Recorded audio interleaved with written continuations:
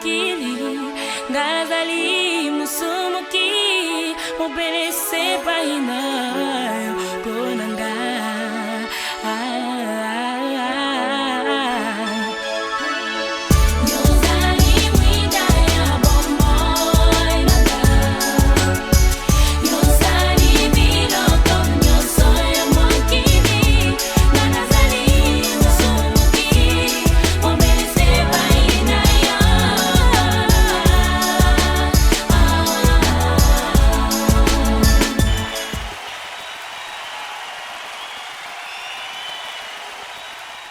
Très chers bien-aimés, Shalom, nous vous souhaitons une bonne journée ou une bonne soirée. Ça dépend de l'endroit où vous nous suivez. Je suis le révérend pasteur Joshua Leta de l'église Lumière du Monde à Hong Kong. Donc si vous êtes aux alentours, n'hésitez pas à venir prier avec nous. Nous prions chaque jeudi de 17h à 18h. C'est un moment fort de prière et de délivrance. Et puis chaque vendredi, nous sommes là aussi de 11h du soir à 2h du matin pour une veillée de prière qui est aussi puissante et remplie du Saint-Esprit, de révélations et de beaucoup de prières fortes. Et chaque dimanche, nous avons deux cultes.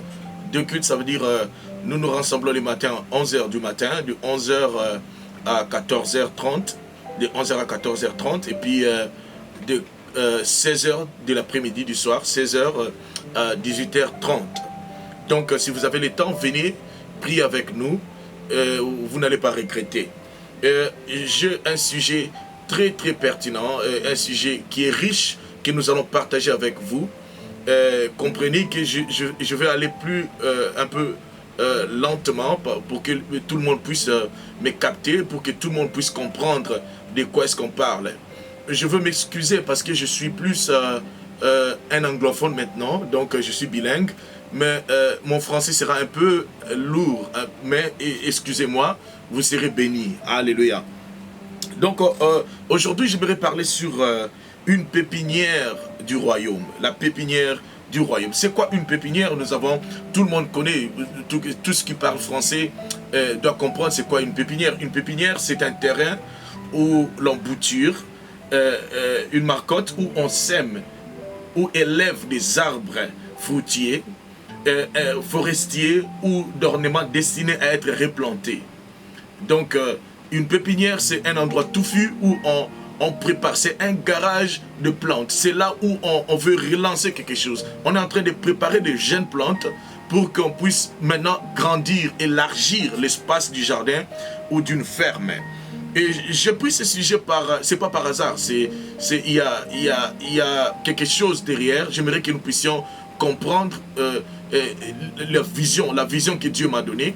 Une pépinière pour moi, c'est un endroit où l'on prépare des prophètes, l'on prépare des hommes de Dieu, des hommes de feu. L'on prépare l'église, corps du Christ, pour que les gens puissent servir leur Dieu, pour qu'il y ait l'élargissement dans le royaume de Dieu. Vous savez, les églises sont en train d'être dépeuplées. J'ai constaté que les églises sont vidées chaque jour et les bars sont remplis de gens. Les boîtes de nuit sont remplies de gens. Nous veillons, nous prions, nous prêchons la parole de Dieu, mais nous constatons dans nos pays, il y a trop de pédés. Il y a une multiplication de gays, des homosexuels, des soulards. Il y a une multiplication de fumeurs. On doit se poser des questions. Qu'est-ce qui se passe au juste? Et moi, j'ai compris qu'il y a une stratégie diabolique. Satan veut élargir son royaume. Donc il veut gagner des âmes pendant que l'église est calme, l'église est silencieuse, l'église ne parle pas, l'église ne lève pas la voix, l'église ne prie pas. Eh bien nous allons perdre des membres. Et il y aura de grandes églises, il y aura de très belles églises bien fournies, bien remplies de choses. L'homme de Dieu peut être rempli du feu et de la parole, mais il n'y aura personne pour nous suivre. Donc c'est un peu le cas de Noé, où Noé prêchait la parole de Dieu. Il appelait les gens dans l'arche et personne ne voulait entrer dans l'arche. Tout le monde voulait aller dans ses affaires. C'est un peu ça l'histoire que nous allons parler aujourd'hui. Et par la grâce de Dieu, je crois que quelqu'un sera béni. J'aimerais commencer par le premier sujet qui est sur Genèse chapitre 13. Genèse chapitre 13, verset 14 à 18, que je m'en vais lire pour nous. nous lisons au nom puissant de Jésus. Genèse chapitre 14, nous allons commencer du verset 18. Oh, merci Jésus. Merci Jésus. La Bible dit, après qu'Abraham fut revenu vainqueur des Kedorlaomers et des rois qui étaient avec lui, le roi de Sodome sortit à sa rencontre dans la vallée des Chavées, qui est à la vallée du roi, mais qui dès que le roi de Salem fit apporter du pain et du vin, et il était sacrificateur du Très-Haut, il bénit Abraham et dit, béni soit Abraham par le Dieu Très-Haut, maître du ciel et de la terre. Alors nous allons aussi lire Genèse chapitre 13, Genèse chapitre 13, je vais recommencer par verset 15, et nous allons voir ce que la Bible a dit. La Bible dit, car tous les pays que tu vois, je les donnerai à toi et à ta postérité pour toujours. Je rendrai ta postérité comme la poussière de la terre, en sorte que si quelqu'un peut compter la poussière de la terre, ta postérité aussi sera comptée. Verset 17. Lève-toi, parcours le pays dans sa longueur et dans sa largeur, car je te donnerai. Abraham leva ses tentes et vint habiter parmi les chênes des Mamré qui sont près d'Hébron. Et il bâtit là un autel à l'Éternel. Alors nous allons prier. Éternel Dieu Tout-Puissant, nous te remercions. Nous rendons grâce à notre Jésus, notre Seigneur, notre Créateur, de nous avoir donné ces moments aussi riches pour que nous puissions parler avec mes frères et nos sœurs. Et maintenant, je prie que ton Esprit Saint puisse nous guider et qu'il puisse préparer nos cœurs, nos oreilles, pour que nous puissions capter de la part du Seigneur. Nous prions au nom puissant de Jésus. Amen. Alors, pour commencer, j'aimerais vous envoyer à prier avec moi. J'ai 3 requêtes de prière pour vous. La première prière, c'est dans le livre de Genèse chapitre 21, verset 9. La Bible dit que Sarah avait des problèmes avec Agar. Agar qui était la deuxième femme ou la copine de notre patriarche Abraham. Mais quand Agar est devenue enceinte, l'égyptienne, Agar commença à lutter ou à mépriser Sarah. Sarah qui était la femme légitime d'Abraham. Et la Bible dit que Sarah pria à l'Éternel. Elle dit à l'Éternel que mon mari, que tu sois notre juge pour que tu puisses nous séparer. Tu puisses rendre justice en ces problèmes. Et la Bible dit que quand Sarah avait dit à Abraham, chasse cette égyptienne, chasse cette femme, Abraham n'était pas content. Pourquoi? Parce qu'il avait intérêt. Il avait un fils qui s'appelle Ismaël. Et la Bible nous dit que Dieu descendit et parla à Abraham, lui dit de chasser, d'accepter la décision de la femme qui est Sarah. Aujourd'hui, tu vas prier avec moi cette prière forte et je crois que ça va servir à aider beaucoup de gens. Et la prière dit, Seigneur, chasse tout Agar, tout ce qui est comme Agar de ma vie, c'est lui qui veut partager l'héritage avec moi ou avec mes enfants. Vous savez, la prière est forte. La prière est une arme puissante qui nous sert à diviser, surtout à diviser nos ennemis avec nous, surtout ceux qui veulent avoir ou hériter des choses avec nous. Alors prie avec moi au nom puissant de Jésus. Alléluia.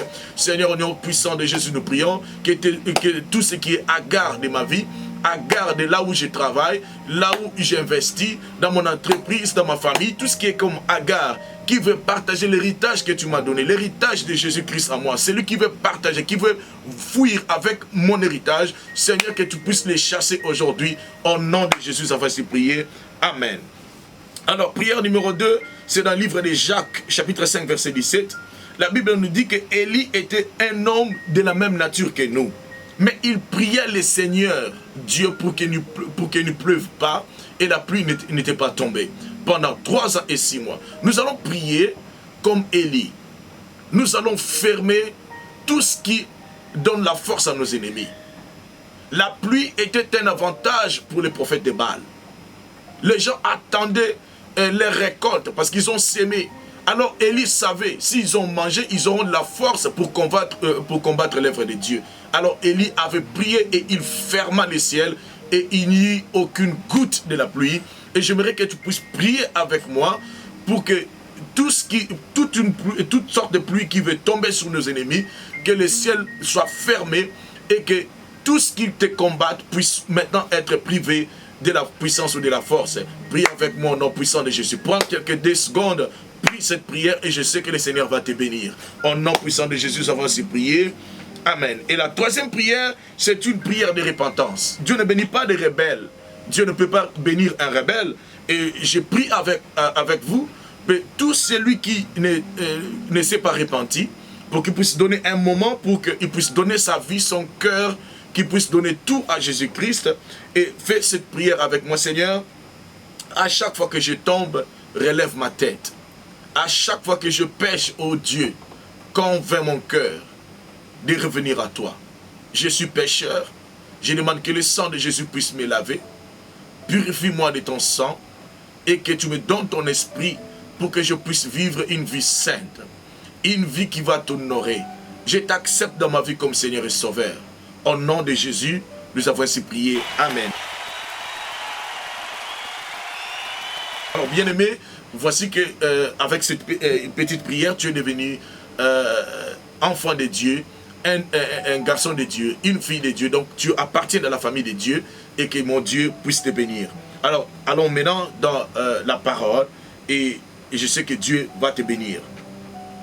Notre texte, c'est Genèse chapitre 13, verset 14. Je veux un peu rester là avant que nous puissions aller dans les autres lectures. La Bible nous dit, dans le livre de Genèse chapitre 12, laissez-moi reculer un peu, chapitre 12, verset 1, l'Éternel parla à Abraham et lui dit, quitte ta maison, quitte ta patrie, quitte ta nation, va dans le pays que je te montrerai. Va dans le lieu que je te montrerai. C'est là que j'ai prévu pour toi. C'est là que je te multiplierai. Donc vous voyez que Dieu préparait Abraham, c'était une sorte de pépinière pour élargir, pour bénir Abraham. Je suis sûr que notre patriarche Abraham était ignorant. Il ne savait pas de quoi est-ce que Dieu parlait. Il ne savait pas où aller parce qu'il est sorti de sa patrie pour aller dans un endroit où il ne savait pas. Ça veut dire qu'il allait errer de ça et là. Il n'avait pas d'endroit fixe. Voilà, Dieu marche comme ça. Des fois, Dieu nous envoie dans des endroits où l'on ne comprend rien. On ne connaît pas la langue, on ne connaît pas la culture de ces gens-là. On ne sait même pas comment est-ce qu'ils réfléchissent, ils pensent, ou leur culture peut avoir avec notre Dieu, ou le Dieu de la Bible, le Dieu d'Israël. Mais ça demande du courage pour partir. Ça demande du courage parce que Dieu voit la fin même avant le début. Donc Dieu avait envoyé Abraham parce qu'il préparait quelque chose. Voilà deux alliances que Dieu va faire avec Abraham. La première alliance, il dit, si tu peux compter les étoiles du ciel, voici je te multiplierai comme, je multiplierai tes enfants comme les étoiles du ciel. Ça c'est numéro 1. Et numéro 2, je te multiplierai comme les sables de la mer. Vous savez, souvent on prêche ça comme étant la même chose, mais ce n'est pas la même chose. Il y a deux sortes d'alliances combinées à une seule parole. Ça veut dire, le sable de la mer représente la nation, ou les nations. Nous qui ne sommes pas juifs, mais nous serons nombreux et nous allons repeupler la terre. Cet évangile de Jésus-Christ va aller dans les coins et recoins du monde. Jésus sera prêché partout, au nord, au sud, à l'est et à l'ouest. Jésus va impacter cette terre. Quelle que soit la puissance du diable et des problèmes de blocage de politiciens, quoi que ce soit, l'évangile de Jésus sera prêché partout dans le monde. Et là, alors la Bible dit dans le livre de Matthieu chapitre 24, alors viendra la fin. Numéro 2, Dieu multiplierait les enfants d'Abraham comme les étoiles du ciel.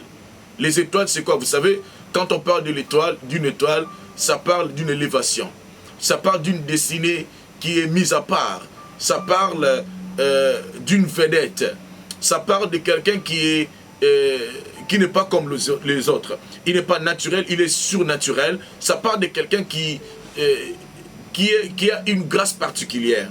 Et souvent, on vise les Juifs ou Israël physiquement. Mais moi, je vous dis que les étoiles, ce sont ceux qui brilleront en Christ Jésus, ceux qui l'ont accepté comme Seigneur et Sauveur. Ils sont juifs, non de sang et de la chair, mais ils sont juifs en esprit parce qu'ils sont appelés à briller. Ils sont des lumières de ce monde. Alors, 2 alliances de multiplication, ceci nous parle déjà comment est-ce que Dieu avait visé de multiplier cette grâce d'Abraham, parce qu'il avait vu, Abraham, il y a des enfants de la promesse, des enfants qui craindront Dieu et qui vont parler de la part de Dieu dans ce monde. Vous savez, une église qui ne grandit pas, quand le bien ne grandit pas, le faux va se multiplier. Si on ne multiplie pas de bons caractères, de bonnes choses, les mauvais caractères vont se multiplier. Il y aura de l'ignominie, il y aura de la haine, il y aura des guerres, il y aura des problèmes. Donc la Bible nous dit qu'on doit faire de nos mieux pour multiplier de bonnes choses. Il faut qu'il y ait une masse de bonnes personnes, de bons maris, de bonnes femmes, de bons enfants qui vont honorer Dieu partout où ils seront. Les étudiants qui vont honorer Dieu, des vendeurs qui vont honorer Dieu, pas de voleurs qui volent l'argent du gouvernement, pas de voleurs ou de méchants. Parce que souvent les méchants se multiplient faute de bons, parce que le bon n'aime pas parler. On ne veut pas faire un pas de l'avant et il y aura de mauvaises choses qui vont se multiplier. Donc une église qui se dépeuple, il y a un problème. Quand les bons, les enfants de Dieu ne se multiplient pas, il y a un problème. J'aimerais parler à nos frères, à mes collègues pasteurs. Il faut prêcher la parole, quel que soit vent et marée, il faut aller de l'avant pour que le monde puisse comprendre de quel Dieu dont on parle. C'est un Dieu qui fait de bonnes choses, un Dieu bienfaisant, un Dieu qui a un bon cœur. Alors il faut prêcher l'évangile partout. Vous savez, la reproduction est un art. Il faut se reproduire par milliers. Même Satan se reproduit aux hommes. Jésus a dit à Pierre, arrière de moi Satan. Pourquoi? Parce que Satan avait possédé Pierre. Il s'est reproduit en Pierre pour qu'il puisse bloquer la rédemption ou la mort de Jésus sur la croix. Jésus l'a chassé, il a repoussé Pierre. Il a dit Satan, il a appelé Pierre Satan. Pourquoi? Parce qu'il savait que c'était Satan qui s'était reproduit en lui. Alors, nous allons rapidement aussi lire le livre de Luc, chapitre 6, verset 12. Luc, chapitre 6, verset 12. J'aimerais inviter nos amis à lire avec nous. La Bible nous dit, en ce temps-là, Jésus s'est rendu sur la montagne pour prier.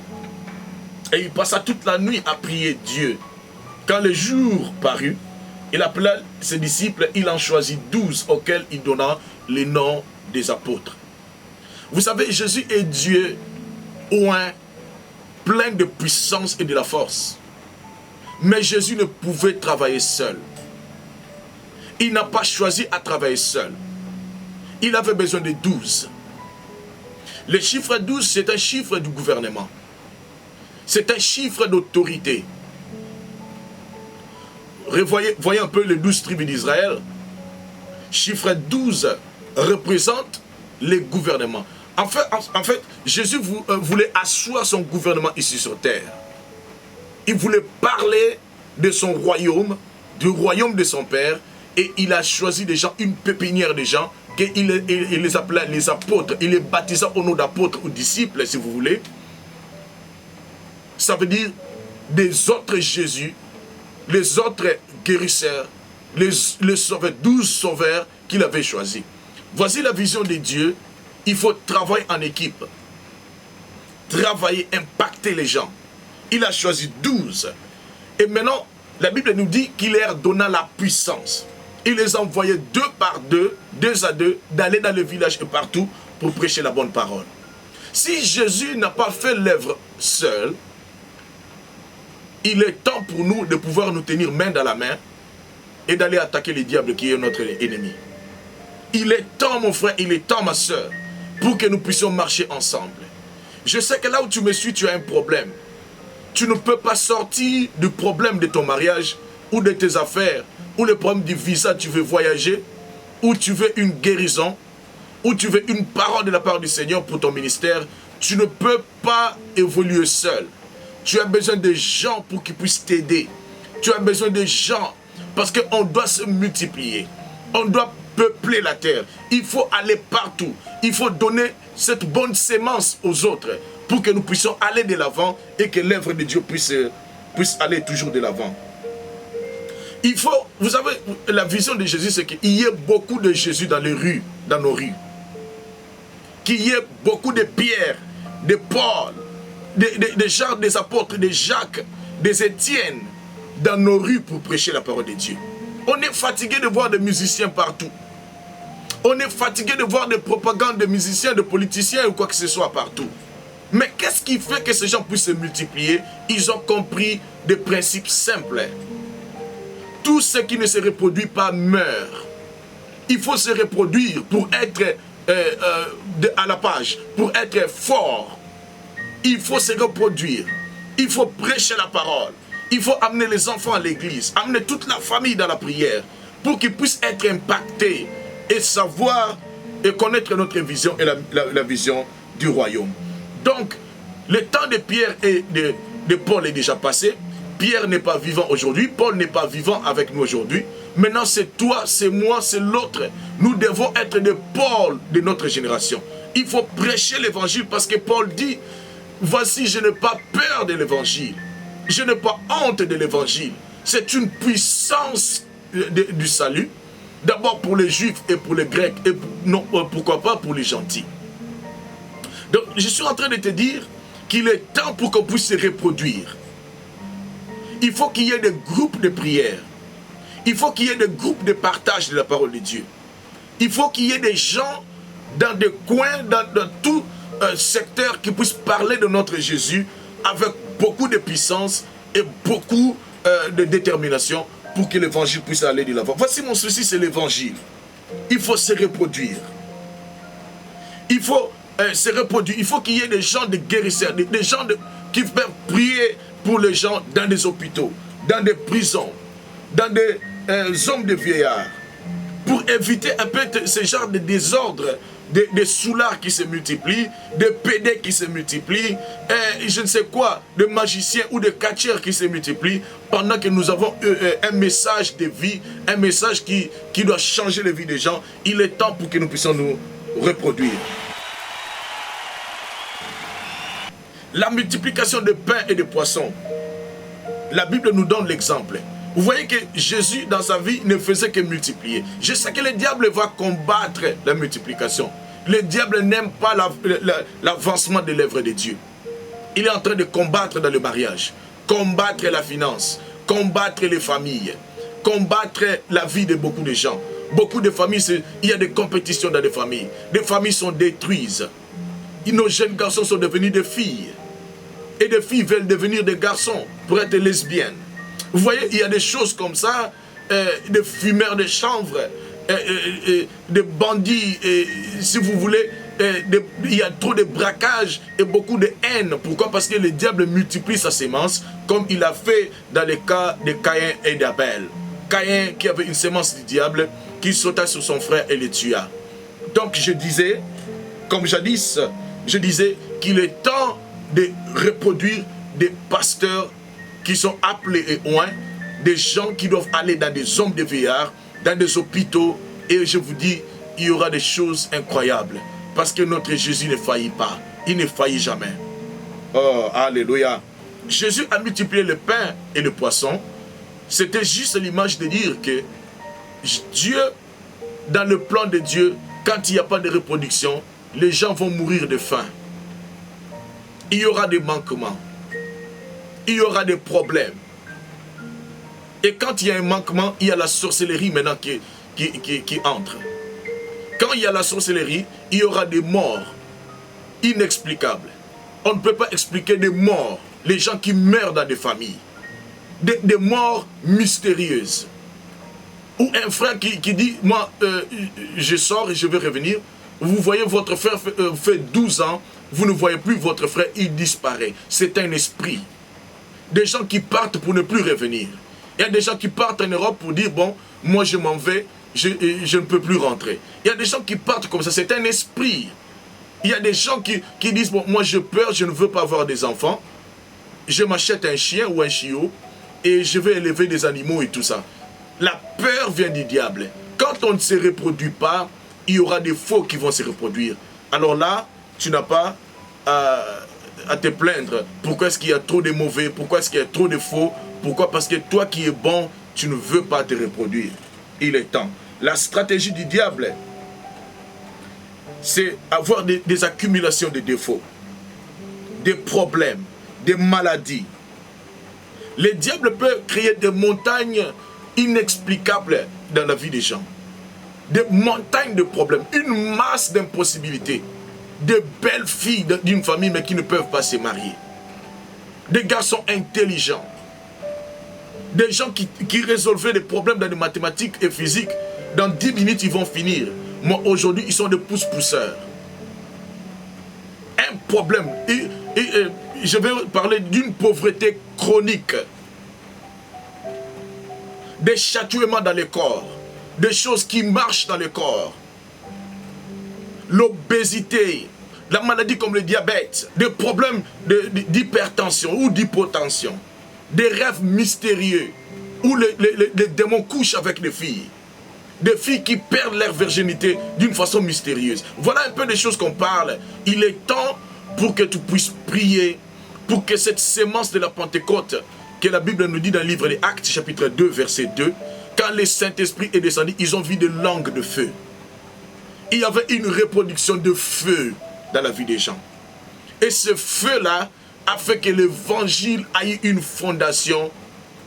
Pierre s'est levé, il parlait et les gens sentaient la puissance de la parole, la puissance de Jésus dans la bouche de Pierre. Et la Bible dit qu'il y a eu un temps où l'ombre de Pierre guérissait les malades et ressuscitait les morts. Il a fait des choses incroyables que j'ai pris, j'aimerais moi aussi faire des choses pareilles. Parce que si Dieu est pour nous, qui peut être contre nous? Mon frère, tu dois stopper des échelons de dégâts dans ta vie. Des réparations, après tu fais une erreur, tu vas réparer, et puis il y a une autre erreur, et à la fin tu te retrouves que tu as tellement commis d'erreurs que tu ne peux pas revenir dans le bon sens, dans le droit chemin. Par exemple, faire de mauvais choix, c'est un problème. L'avortement, les avortements, les filles, les avortements. Tuer des enfants innocents. Oh mon Dieu. De masturbation, la masturbation. Des pactes diaboliques pour avoir une seule jeep et une seule parcelle. Que Dieu nous donne gratuit. Il y en a plein. Mais vous allez signer des pactes diaboliques pour avoir un travail. Voilà comment c'est idiot. Et c'est tellement terre à terre d'être une telle personne. Vous savez, il y a des gens qui sont possédés par un esprit d'avoir des habillements chers. Ils sont devenus esclaves de la sape. La rébellion dans les églises. Des chrétiens têtus qui ne veulent pas écouter leur pasteur. Voici stratégie numéro 1 pour que nous puissions nous repeupler la terre de chrétiens dignes. Il faudra vider d'abord. On ne peut pas remplir si on n'est pas capable de vider. Il faut aller vider des bars, vider des boîtes de nuit, vider des rues de prostitution et quoi que ce soit. Il faut prêcher l'évangile partout. Si tu as un compte Facebook, utilise ça pour prêcher l'évangile, pour que les gens puissent sortir des bars, des hôtels, pour faire des histoires macabres, pour qu'ils puissent avoir Jésus. Donc là où tu es, vide ton cœur de toute méchanceté. Si tu ne sais pas pardonner, vide ton cœur de tout ce qui est comme colère. Et remplis ton cœur de l'amour. Et tu verras, quelqu'un va suivre l'exemple. Il y aura 2, il y aura 3, il y aura 4. Enfin, il y en aura 100 et 1000. Pourquoi pas des millions? Il y aura de bonnes personnes, des gens qui ont des bons cœurs. Deuxième possibilité, déraciner de mauvaises plantes. Il y a toujours des mauvaises plantes. Vous savez, la Bible dit que quand les gens dormaient, le diable est allé planter de mauvaises choses. Le maître a planté de bonnes plantes. C'est l'histoire d'ivraie et du blé. Le maître a planté le blé et le diable est venu planter l'ivraie. Et les deux croissaient ensemble. Jusqu'à ce que les gens sont allés dire, maître, n'est-ce pas toi qui as planté le blé, mais nous avons trouvé l'ivraie dedans. Le maître dit, laisse que les deux puissent grandir. Il y aura un temps où il y aura une séparation. Nous allons tout couper. Le blé sera à droite et l'ivraie sera à gauche. Et ça va aller au feu. L'enfer n'était pas créé pour toi, mon frère, ma soeur. L'enfer, le divorce n'était pas fait pour toi. La maladie ou les échecs ne sont pas créés pour toi. C'était créé pour les diables. Parce que le diable est un échec déjà. Il a déjà perdu. Alors il est temps pour que tu puisses déraciner en toi tout ce qui est mauvais et maintenant replanter de bonnes choses. Troisième point, il faudra en finir avec... Il faut en finir avec des mauvaises choses. Ce qui n'est pas utile, tu ne dois pas les garder. Il faut garder l'utile et l'agréable. Vous savez, il y a l'utile et il y a l'agréable. L'agréable, c'est le top. C'est le niveau très élevé. Il faut abandonner de mauvaises choses, des distractions, des discussions qui n'ont pas de vie, qui n'ont pas d'intérêt, qui ne font rien. Chrétien, arrête un peu de parler des choses mondaines. Il est temps pour que tu puisses te concentrer dans les choses de Dieu et il y a une puissance. Donc cherche ce qui est utile et ce qui est agréable. Nous avons déjà parlé de chasser Agar. Chasse tout ce qui est péché, tout ce qui est comme mauvais caractère, mauvais comportement et Dieu va te remplir de bonnes choses. Un autre point, il faudra voir la mort de Judas pour servir l'exemple aux autres disciples. Judas Iscariote était rempli d'amour d'argent. Et quand Judas est mort, ça servit aux autres. Même dans le livre des Actes chapitre 5, quand Saphira et Ananias sont morts, ça servit d'exemple aux autres. Ils ont eu la peur de Dieu. Voilà que la Bible nous parle des exemples comme ça pour que les gens ne puissent pas faire des faux pas. On ne blague pas avec l'œuvre de Dieu. On ne blague pas avec Jésus. Donc voici des points qui vont un peu nous orienter à marcher dans la droiture et dans les choses de Dieu. Nous avons des leçons de courage dans tout ce que tu fais. Il faut une vision dans tout ce que tu fais. Et pour conclure, il faut que les églises se remplissent de gens, des chrétiens, des croyants. Ne venez pas à l'église pour être à l'église, mais venez pour être un croyant, pour être un Christophe, une sorte de Christ ici sur terre. J'aimerais que les gens puissent savoir que Jésus donne la vie. Tu es une pépinière de l'Éternel. Tu es une petite plante, mais demain tu seras grand. Ça sera un grand arbre. Il y aura des fruits. Il y aura une forêt. Il y aura une puissance, une armée de l'Éternel. Nous serons forts. Nous allons remplir la terre. Nous allons partir partout dans le monde, prêcher la bonne nouvelle du royaume. Alors j'inviterai à tout le monde, comme la Bible dit dans le livre de Josué chapitre 1, verset 1 à 8, la Bible nous dit que ce livre de la loi ne s'éloigne point de ta bouche, médite-les jour et nuit. C'est afin que tu réussiras dans tout ce que tu entreprendras. Tout ce que tu fais, il faut une méditation de la parole de Dieu. Voici que nous sommes une pépinière. Nous sommes dans la gibecière de l'Éternel. Nous sommes dans la préparation. Demain, ça sera une armée forte qui va affronter les diables, qui va affronter les ténèbres. Ça sera une armée prête pour affronter tout ce qui est comme résistance. Et la Bible nous dit, nous allons les convaincre avec des versets bibliques. Nous avons une arme, c'est la Bible. Nous avons cette parole, non pour réciter seulement, non pour avoir crainte des démons, mais c'est pour parler et convaincre tous ceux qui ont comme des pensées tordues, tous ceux qui ont des pensées tordues et ceux qui rejettent Jésus-Christ pour ne pas avoir des raisons. Pour ceux qui habitent dans les pays développés, vous allez voir que chaque gouvernement est en train de planifier la nouvelle génération. Il y a, par exemple, en Amérique, aux US et ici à Hong Kong ou en Chine, ils ont des projets pour 10 ans, 40 ans, 100 ans en avenir. Ils ont planifié parce qu'ils savent qu'aujourd'hui nous sommes 8 millions d'habitants sur Terre. Ils ont dit d'ici 2030, il y aura à peu près 12 milliards d'habitants sur Terre. Et ils sont en train de préparer de nouvelles, qu'est-ce qu'on dit, des nouvelles routes. Ils sont en train de préparer des trains rapides, des avions qui seront adaptés et des fermes pour nourrir tous ces gens-là, 12 millions d'habitants sur Terre. Et je vous dis, une génération passe, une autre arrive. Nous sommes là pour faire la différence. Que mon Dieu vous bénisse. J'aimerais prier avec vous. Si tu es malade, si tu as un problème, écoutez, appelez-nous. Notre numéro va passer au bas de l'écran. Et envoyez-nous des emails. Et nous voulons aussi vos commentaires. Écoutez, j'aimerais que vous puissiez nous aimer aussi sur Facebook. Devenez nos amis sur Facebook.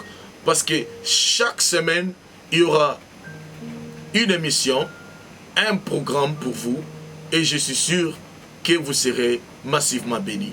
Alors, j'aimerais prier avec vous. Éternel Dieu Tout-Puissant, ta puissance est omniprésente. Tu es omnipotent et tu es omniscient.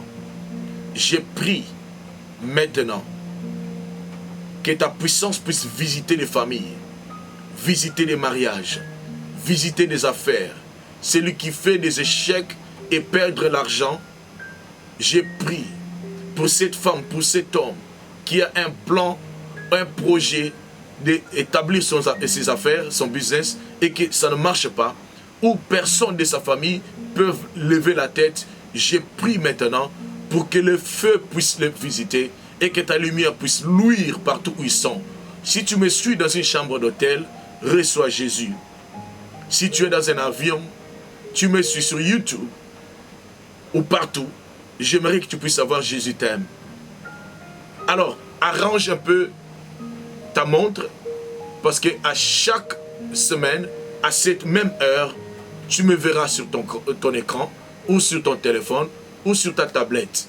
Je suis le révérend pasteur Joshua Leta. Que mon Dieu vous bénisse. Nous disons Amen, Amen.